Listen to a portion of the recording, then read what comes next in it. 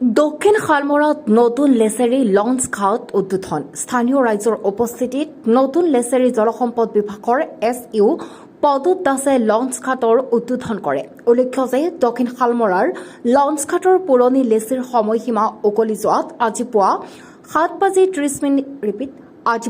7:30 বজাত নতুন লেচি লাভ কৰে বিদ্যুৎ চন্দ্ৰ ৰায়ে আৰু ধুবুৰী জিলা জলসম্পদ বিভাগৰ SU পদুত দাসে আজি দক্ষিণ শালমৰা লঞ্চ ঘাট উপস্থিত হৈ লঞ্চ ঘাটৰ উদ্বোধন কৰে আৰু ৰাইজৰ সম্পূৰ্ণ জলপৰিবহণ নিশ্চিত কৰাৰ আশ্বাস দিয়ে।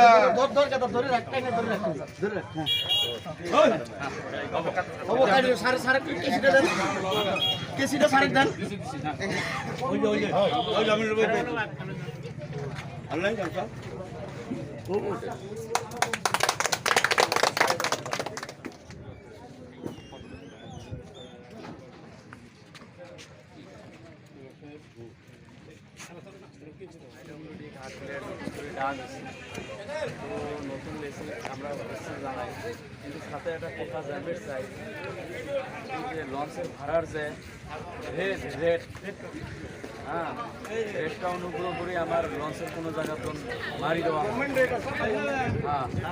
হ্যাঁ গভর্নমেন্ট যেটা রেট মারি দিছে হ্যাঁ ওটাই আমরা আর অহা যোৱাৰ সুবিধাটো থাকিব লাগে। এইটো নমাৰ যিটো অসুবিধা আছে এইটো আপোনালোকে কৰি দিব।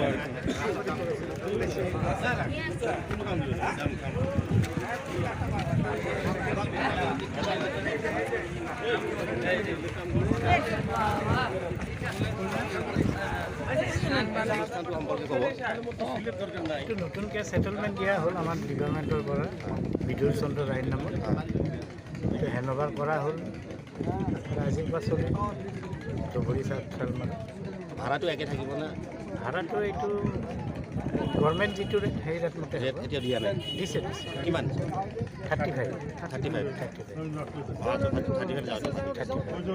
আপ ডাউন কিবা হেৰি নাই? আপ ডাউন বুলি কথা নাই, 35 আৰু যাতায়াত ব্যৱস্থা যিবিলাক ষ্টিল নাও আপোনালোকৰ সেইবিলাকে চলিব নে এই কাঠৰ? ষ্টিল ভেচেল এখন দিয়া কথা আছে, দিলে সেইখন চলাব। ডিমাণ্ড কৰিছোঁ বৰ্তমান এইখন চলিব, সেইখন নোপোৱালৈকে। নিৰাপত্তা সুনিশ্চিত কৰিবনে? নিৰাপত্তা সুনিশ্চিত থাকিবনে? থাকিব নিৰাপত্তা লাগিব। যিবিলাক লাগে ইকুইপছ লাইফ জেকেটটো আছে, যিখিনিয়ে আছে লাগে এইখিনি গোটেইখিনিয়ে আছে। আপোনালোকে ইমান দিন পিছত ৰাইজক আশ্বস্ত কৰিব পাৰিব নেকি? পাৰিম 100%। ঠিক আছে। আপুনি চাই আছে দ্য ৰয়েল নিউজ।